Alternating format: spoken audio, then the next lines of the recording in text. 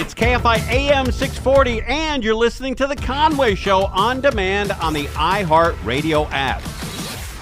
It is The Conway Show. All right, we're not going to fire talk for 3 hours, but we're certainly going to start with it because we have evidence that this fire, the airport fire in Trabuco Canyon, could have been started by Orange County workers, which is not good for Orange County.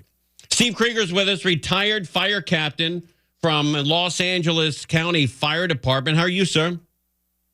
Hi, Tim. Ding dong. I'm doing good. Ding dong with you, buddy. Hey, so you and I both read the same story, I believe, coming out of Orange County, where the origin of this fire. Does that sound right to you? I mean, you have more experience than I do. Well, it's very possible, but what they didn't identify was the cause of the spark. Was it from the rocks touching the steel bucket on the tractor, or could it have been a spark from their exhaust? They haven't identified that. Okay, but the story is that, a lot of, 20, 30 years ago, that was all land where you could take your three-wheeler, four-wheeler, motorcycle, whatever, and enjoy yourself. And then wealthy people moved in, and they don't like the noise. They don't like the action down there. So they asked the Orange County, hey, put a lot of big boulders there so these guys, these yahoos, their terms, not mine, can't go up in the hills with their three- and four-wheelers and dig up the place. And they think that the spark came from moving those big boulders on a red flag, very hot day. Yeah, it's very possible. But it's really going to be very hard to determine where that spark came from. But you're absolutely right. That sounds like more of a law enforcement issue if they're having trouble with people accessing high fire danger areas. Sure. Yeah, but maybe it was. Look, I don't know. Maybe law enforcement agreed to put the boulders up there. But if they simply waited another 5 days until the weather cooperated, I can't imagine if that spark got loose today, on a 70-degree day, it would do as much damage. Yeah, it's very possible because the fuel moistures. It's not just the temperature outside; it's the temperature of the fuel and also fuel moisture. I was just looking at the fuel moisture in the east end of LA County, and it's at 6.3%. You start getting down below 6%, things ignite very easily. So it's not just the outside temperature. As long as that fuel, the dead fuel, is dry, it's going to start very easily from just a spark. And, a spark from either a rock hitting metal or from exhaust can be 1,000 to 2,000 degrees Fahrenheit. Even though it's very small, it's extremely hot. And in dry fuel like grass, they can start fire very quickly. In your experience, when you have big tractors with big metal buckets moving big boulders, how often does that create a spark? I don't know. I haven't had an experience with sparks from tractors like that, but I do know anytime you have rocks hit metal, just like an article I sent you about the guy a few years ago started a fire with a golf club, hit a rock with a golf club, and that spark from the golf club started a fire. So it's very cool. Or people using weed whackers on a hot, dry day, they can start a fire, especially if using a metal blade. So it's very possible. A small spark can start a grass fire. Yeah. By the way, we don't call them weed whackers anymore. I don't know where you've been, Steve. They're now called clear ground friends. Something like. Hey, all right. So how important is fighting fire? Is it more important to have cool weather or humidity? The humidity really makes a big difference on the spread of the fire, but it's actually a combination of the fuel moisture, both live and dead fuels, and the temperature, because the temperature is going to affect the fuel temperature, and the hotter the fuel is, the more easily it's going to ignite. Right. And how long? What's the longest you've seen a big fire? One of these huge fires we have in Southern California. What's the longest you've seen it go from ignition to 100% contained? Have you seen a 2-month period, a 3-month period? Oh yeah, I was on the Marble Cone fire up in Big Sur back in 1977, and I was on that fire for well over a month, and it burnt for quite a while. In fact, it wasn't completely out until there was the first snow. Wow, that's like 4 months. It was quite a while, yeah. And because that was in August of 77. Wow. But I mentioned to you about the fuels. The same thing in Big Sur in 77. They have up in Big Bear, they're talking about snow kill. You have that heavy snow, and it breaks off branches of dead trees. And now, a year or two later, that dead branches are we got bad vibes with you, Steve. All right, Steve, thanks for phoning, man. We got, I think your battery's crapping out or the connection's crapping out, but something went wrong. Something went haywire there. Yeah, the whole issue as far as the knowing what it was or believing what it was, we've been reporting that here since it started, and it's exactly like Hobart was saying earlier when you guys were talking about it. How many times are you on the freeway when you'll see a truck that's got a chain or something like that that's hanging down or something like that, and you're seeing sparks everywhere. And it only takes one spark, one tiny spark. Yeah.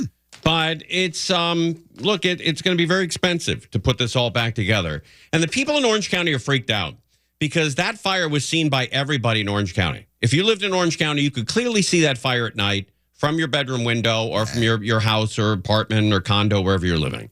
But that fire looked huge.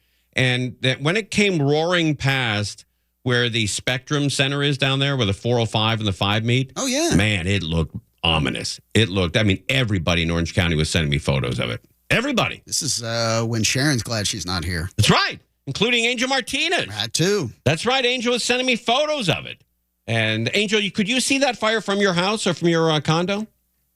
Oh, yes. It was horrible. Horrible, Tim. Back to traffic. Okay. All right. All right. God, a one-track mind with this woman. Always doing traffic. Yeah. But anyway, all right, let's take a break here and come back. We have a lot to get to, tons to get to. Stefoosh, buddy, smoked brisket Chipotle. Just what I had for lunch. Did you have the smoked brisket? Yeah, I did. Oh my God, I had it last night.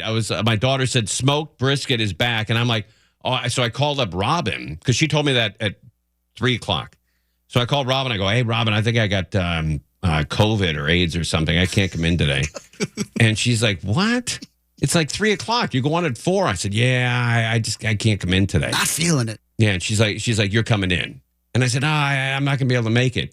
She goes, Tim, I saw on your social media, you're talking about Chipotle and the smoked brisket all day. You just want to go to Chipotle. Like, oh, I'll come in. So I had to wait until after the show to get it. And I got it at the Chipotle there on Riverside and, I don't know, Pass Avenue, wherever that is. Man, is that stuff great. Smoked brisket. Wow. Totally addicted now.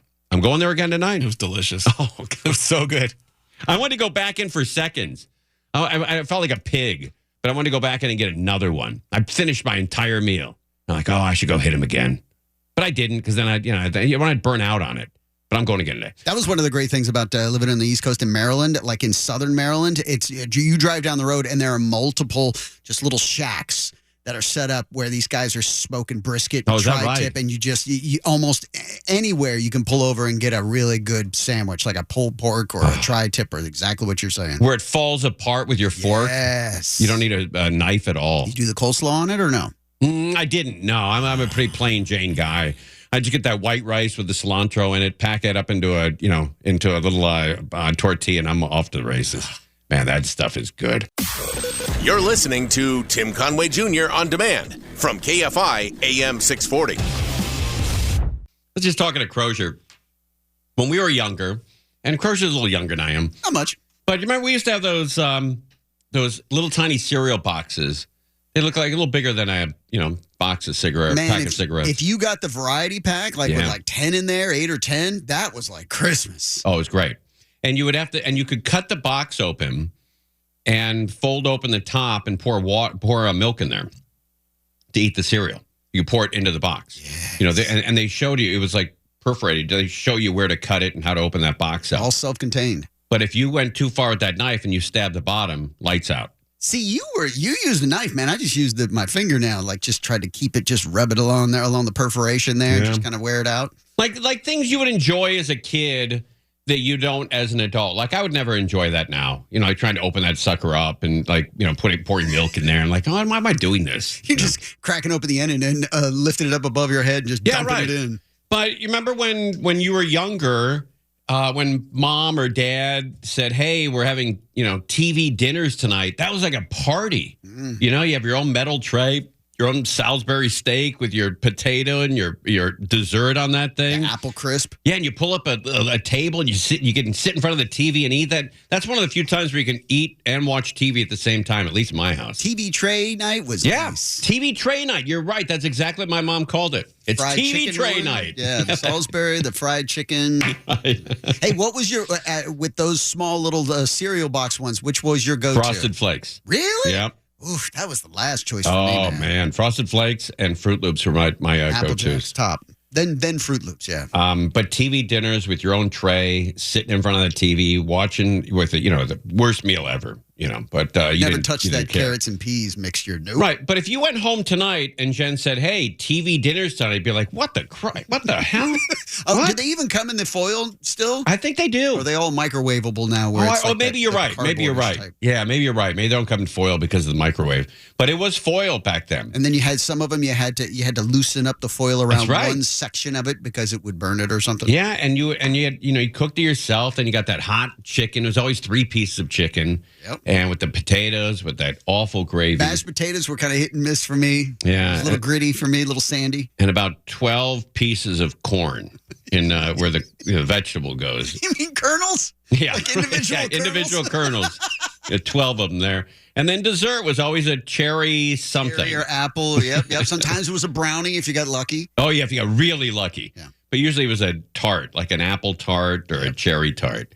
So, but that's one of the things you look forward to as a kid. Like another thing, when you were a child and your mom and dad said, "Hey, we're going to Florida or, New York or Boston or, San Francisco or wherever," man, you couldn't wait to get on that plane as a child. That seems such a, like the best part of the trip was flying. Yeah. You couldn't wait to get on this big, huge aircraft. You couldn't believe it's taking off. It's going, and you're trying to figure out where you were. You're looking outside most of the time. Nowadays, you say they're taking a flight. You're like, oh no, misery. How is this going to go wrong? How is this going to possibly blow up in my face? The first flight I ever took was by myself, and I went from Miami to Kansas. How old were you? 7. Wow. Yeah. And it was cool because back then they took you up into the with the pilot in the cockpit there, and they literally gave me the wings on my, wings, to pinch on, and I remember when we were taking off, I was talking to this older couple, and I was telling them, "Yeah, I'm going out to see my dad," and blah blah blah, and we hit a certain point, and all of a sudden my ears popped, and I didn't know what the hell was going on. And then I looked at them, and I'm like, "Can you hear me? I can't hear me right now." And I'm screaming at the top. I can't hear myself. I'm going blind to death. My wife, when she was 7 or 8, took her first flight, and it's supposed to be from LAX to Portland, and because her dad lived down here, mom lived up there. I don't think they got along, and so she flew from LAX to Portland, and her mom was there to pick her up, and she waited and waited and waited, and at the curb, her mom doesn't go into the airport to get her. And back then, you could go all the way to the gate, right? And but didn't want to pay for parking, So she waited, never came out. She goes inside, the plane's gone, and her daughter's missing in that airport somewhere. And they looked everywhere for her. Announcements all the time. Jennifer Clark, please call 001. Jennifer Clark, please call, and panicked, all kinds of crap. Well, what happened was she was only 7. She didn't know. She stayed on the plane. It went to Seattle. And so they found her in Seattle. That's fantastic. And her mom had to drive to Seattle to pick her up. And her mom was like my mom. Wow. Where she starts at 150% your fault and then accelerates after that. I guess they wouldn't they wouldn't put her on another plane to go back down where she was supposed to, would they? No, she didn't get off the flight in Portland. Right. Because the stewardesses didn't know, they didn't know where this kid was going, and so they just assumed she was going to stay on and go to Seattle. So she was in Seattle, and there's no cell phones back then, so she had to wait till she get to Seattle to call her mom, and her mom had to go home to get the phone call, and then had to drive to Seattle to pick her up. And man, what a wild ride back to Portland that was. You mother, you son of a, you piece of, I wish I'd have never, that kind of crap. I remember when I had that flight of my own, we had a layover in Atlanta, And the flight attendants were very attentive to me. In fact, she took me off the plane to walk around, but she would not let me walk. She held me and carried me around the terminal and then before getting back on the plane. So they were very attentive to me. When we first started flying with my daughter, she was very active on these flights, and it was like 2-hour workout trying to keep her calm for these flights. You know, she's always like, you know, very very hyper and running around, and you know, not screaming but making a fuss, and it was very very difficult to keep her quiet for 2 hours. So I remember saying to our pediatrician, "Hey, is there anything you can give her to calm her down on a flight?" And he said, "Yeah." And he gave us this little thing that looked like cold medicine. He goes, "Give her 1 tablespoon of this an hour before the flight, she'll be fine." And as we're walking out the door, the doctor said, "Oh, and 5% of the opposite." And I said, "Wait, what did he say?"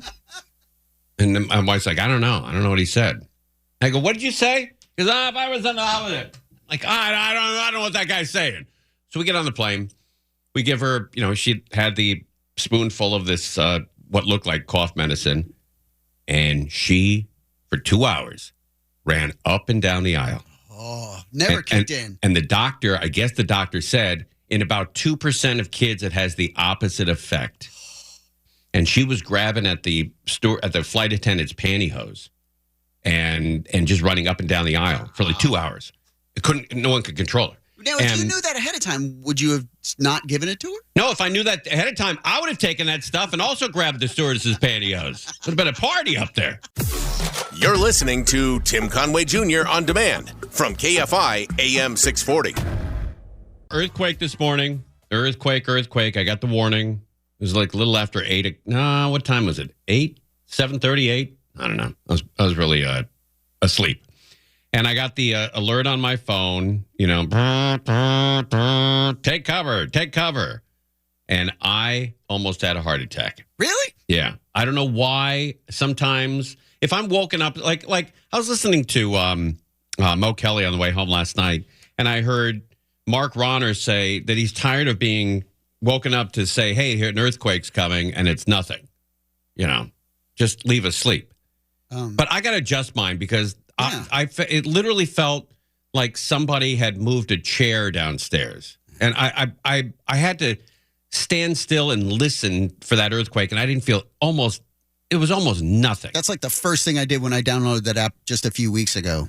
Was adjust the threshold for when I get the alert. Yeah, I think I adjusted mine after that alert this morning. I said, I'm done with this. So I adjusted mine. Mine only wakes me up if it's a 9.9.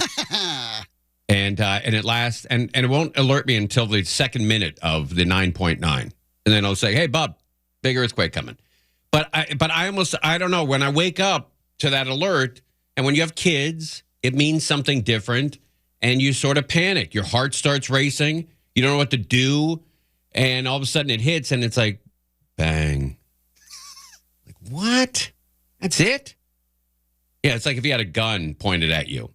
And then the guy pulls the trigger and a little flag comes out that says bang. That's about how dangerous it was. Sucked. Nice. Did you feel it in Orange County, Angel? I didn't feel it, but my bird did. My bird flew off the cage. Is that and right? Flew into the living room. And I thought to myself, I'm like, oh, it must be an earthquake someplace. But I didn't feel anything. And I was upstairs. So how many animals do you have? You got a dog? You got a bird? What else you got? 7 cats. Oh, my God. You know, at some point, don't you have to register as a zoo? Come on, Tim. For some reason, that irritates her. I don't know why. Come on, Tim. The Orange County Zoo. It does irritate the lovely one. All right. People in Calabasas felt it pretty good this morning. Big earthquake. It was a 5.1. It was downgraded, I think, to a 4.6, 4.7. People at this Catalina paint store in Calabasas walked out of the business as the earth started to move. You can see some of the shelves swaying in that video. Workers here say that they heard some rumbling before the building started to shake in Calabasas. The quake hit at 7:28 this. I always wondered that, and this is a good place to bring this up. If you're in a paint store, like this one is a Catalina paint store, good paint, by the way, and they're shaking a can of paint, Is that the only piece of equipment during an earthquake that stops? It no longer shakes the paint? I wonder about crap like that. This morning, it was centered more than 3 miles northwest of Malibu and nearly 5 miles southwest of Agora Hills, about 6.5 miles deep. The U.S. Geological Survey says. Survey says. Let's see the survey. By the way, this happened right on Canaan Dune, right on that road, literally 4 feet to the east of that road. The survey says. Survey says. What does it say? That it was a magnitude 4.7, and here's a sampling of what people experienced. It sounded like a semi-truck was pulling in, and we didn't think much of it. It just sounded like a loud bang. And then all of a sudden, we started hearing like the building crack a little bit, and everything just started shaking. So we ended up just walking back, because the parking lot in the back is pretty empty. So basically, just instead of taking cover, we just went to the back where there's nothing around us. There you go. Pretty good story. You know, everybody has their own motions. It was like a side to side. So once we started seeing stuff move, we're like probably safer to go outside. Like we were saying, luckily most of our stuff has a seismic package, so it doesn't move much. Otherwise, we probably would have had a little mess because it was kind of hectic, you know. So we have talked to a number of businesses in this area, including a wine and liquor store, as well as the pharmacy right behind us, and they tell us that nothing on their shelves fell off the shelves. Nothing fell off the shelf at a liquor store. So far, there has been no report. All right, let's get into the Oh, this is actually pretty good. We have time? Yeah, we have time. This is a live broadcast on Channel 7. They were on the TV doing news this morning on ABC 7, and they felt it while they were doing the news. Cinnamon is a fall favorite and popular spice in most. Oh, we got an earthquake. Uh-oh. We certainly do. We got an earthquake right now. Leslie, we get you prepared to talk about this. We're shaking pretty good. Man, that studio is only a couple miles from my house, and they were shaking pretty good. I barely felt this thing. Three or four, I'd guess was that magnitude. She's looking up at the ceiling. So we're going to hold on this. I'm going to pull up some social media here to see, because pretty quickly we get a report on the size of this thing. That's right. Leslie, what do you think? I did not get any alert on my phone. Did you? No alert. Our producer did get an alert to her phone. Oh, she did. You know what? Yeah. I was on my phone that whole time, and I did not get the alert. 5.0 in Malibu. See, that information comes so quickly, which is amazing. Already hearing that this was a 5.0 in Malibu. Yeah, and then they downgraded it, 4.6, I think. Yeah, so we are in Glendale. I think it was a 4.6. Wow, it's a big one. Malibu. Yeah, it's a big one. Wow, it's a big one. Malibu. Yeah, so we are in Glendale and working to get information here. Fascinating. That was a big one. Fascinating. I don't know. Fascinating.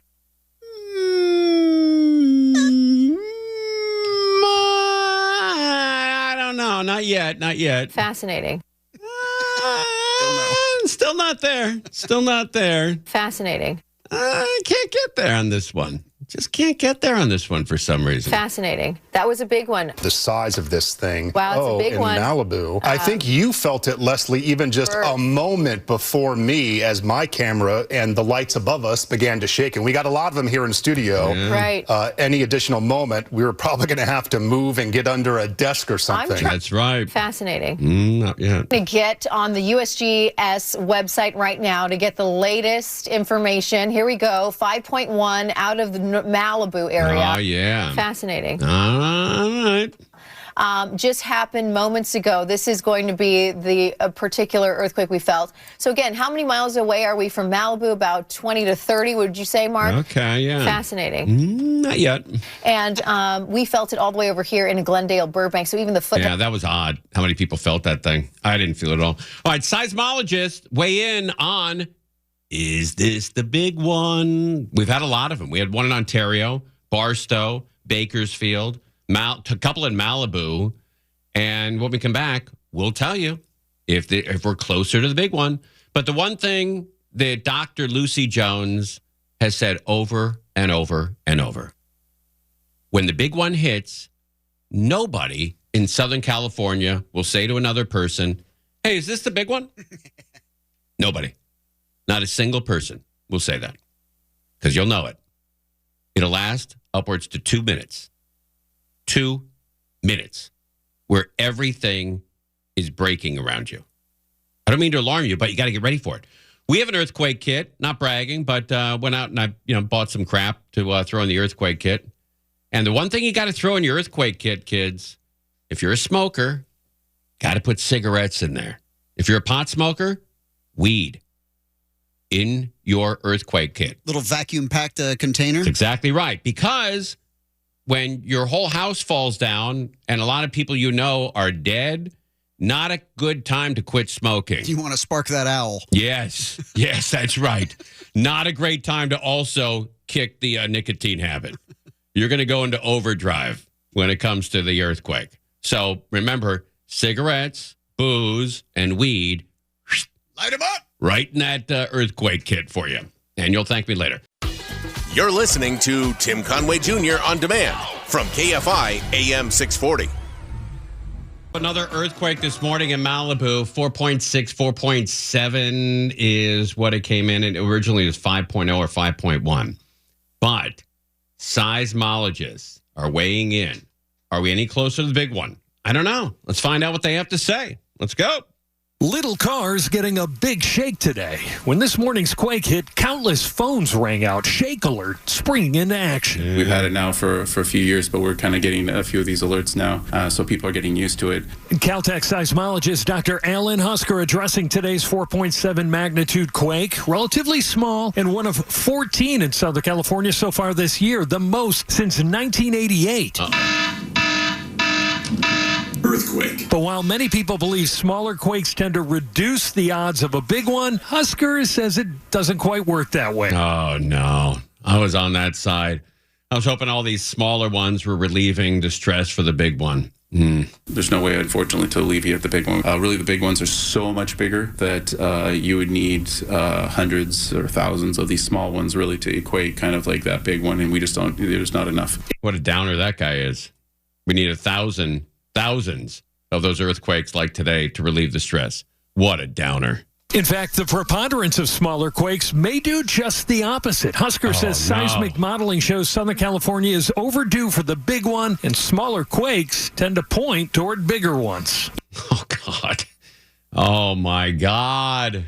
Well, look, maybe somebody will go out and buy an earthquake kit today because they heard this. That's possible. Each earthquake slightly increases the chance of a future earthquake that's about the same magnitude or larger. Preparation, of course, should always be your plan for when a major earthquake hits. In the meantime, realize that down the line, Southern California won't be that southern anymore. Do tell. LA in 2 million years will be next to San Francisco. Is that right? LA in 2 million years will be next to San Francisco. Well, I can't wait for that. That'd be cool. Right. Well, what'll happen to the high-speed train then? You just get on and get off. The way it's actually moving. So it's that's the way things are going.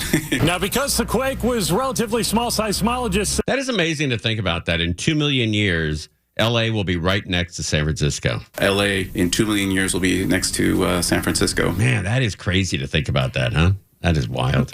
Is it just going to create a giant bay? I don't know. That sounds probably right? It'll just be, our homelessness will be closer to their homelessness.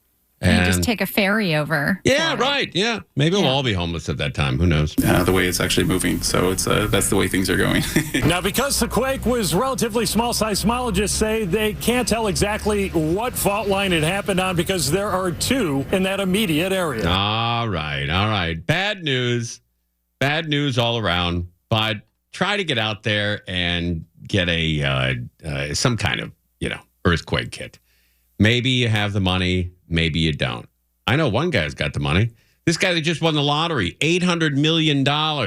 Well, somebody in Texas is $800 million richer this morning after last night's Mega Millions drawing. Wow. According to lottery officials there, the winning ticket was sold at a gas station in Sugar Land, which is a suburb of Houston.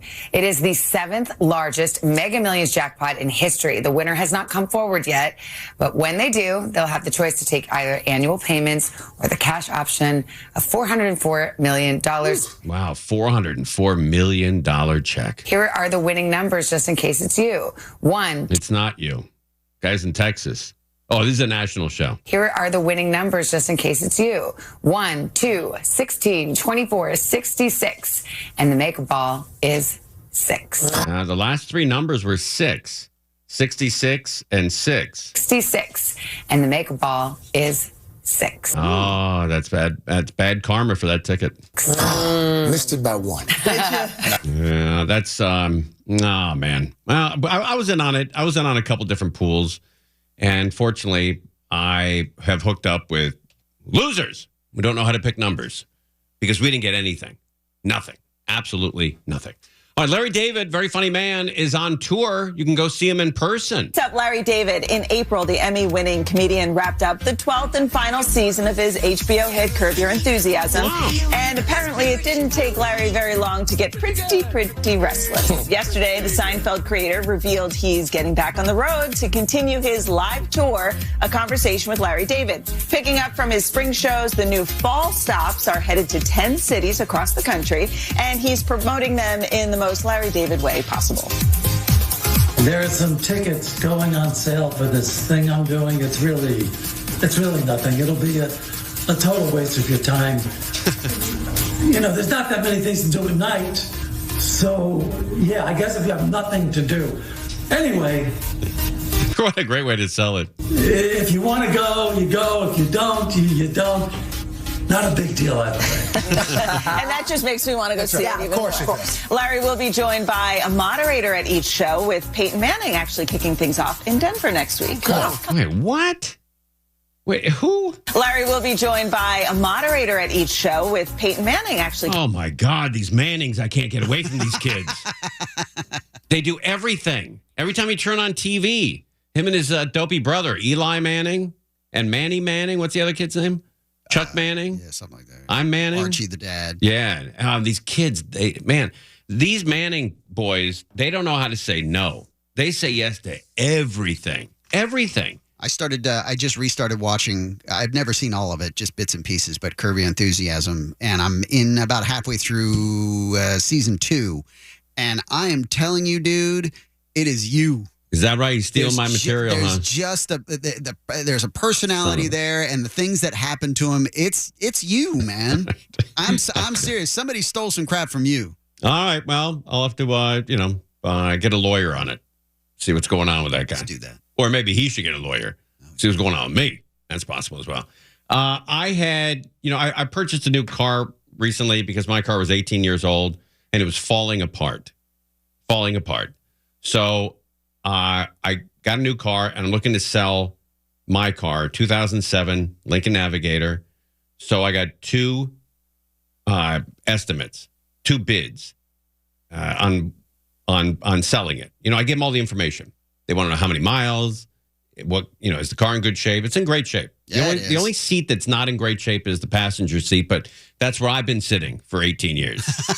So it's not out of the blue that seat needs some work. For the age and wear on it, I mean, just the age in general. It's pretty tight looking vehicle, man. Thank kept you. it nice. I appreciate that. So the 2 bids that I got on it, maybe we'll do it at 5:30. Ooh. We got Rick Dees coming on at 5. Really? But here's what we'll do. At 5:30, we'll ask the audience what you think the average bid. I got 2 bids, 2 estimates on my car. And if you get closest, I'll give you a piece that's fallen off my car. I have 9 pieces in the back of my car that have fallen off. It's not a necessary piece. The vehicle's in great shape. Thank you. It's a kick plate. It's a seatbelt cover.